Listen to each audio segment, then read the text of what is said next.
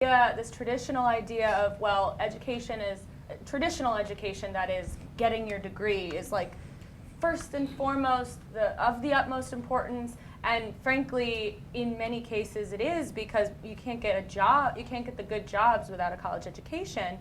And in a way, what you're saying is a little controversial. Like, you know, I could have gotten my GED, I could have gotten my degree, but instead I went this other route. And I'm wondering, you know, what do you think that implies for our kids' futures? Like, is education not always the answer for their economic success? Well, and professional success? Yes and no. Number one, I only can speak on my personal, you asked me my personal story. Yeah. So that was my that's my personal experience.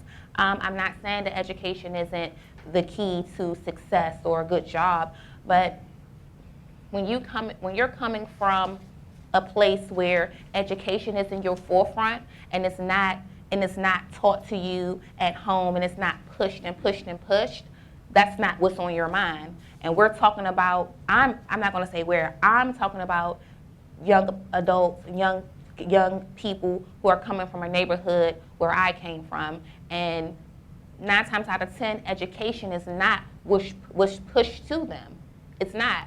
I'm not saying that their moms are not telling them to go to school, but there's so many other factors that's detracting them from school. There's drug abuse, there's hunger, there's just poverty all the way around the board. So the last thing on their mind is, let me go do this book report. When you're hungry, you're not thinking about a book report.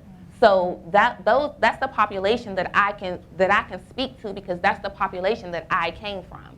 So at that time, that was my choice, because it was either go to school during the day and figure out how to put a pamper on my daughter, or how to, you know, have a meal, or was take this program and I'll have this money to do this while I'm getting my GED, while I'm learning the skill. Mm-hmm.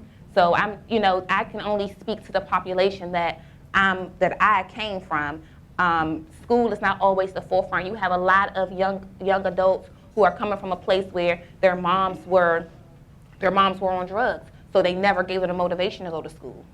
They didn't care. You know, you have kids who had learning disabilities, but never got noticed because no one really paid that much attention. So they think they can't go to school. Once you get into this program, like with Earth Conservation Corps, for example, while you're in the program and you're learning, you're getting service hours. When I was in a program, you got a scholarship and you can use it to go to college once you're finished. Yeah. And so many people, including me, use that scholarship money to go back to school. Mm-hmm. So I'm not saying forget school and don't think about it. I'm saying attend to the needs that are the most important at that time. And at that time, my needs were, let me take care of my 2 children.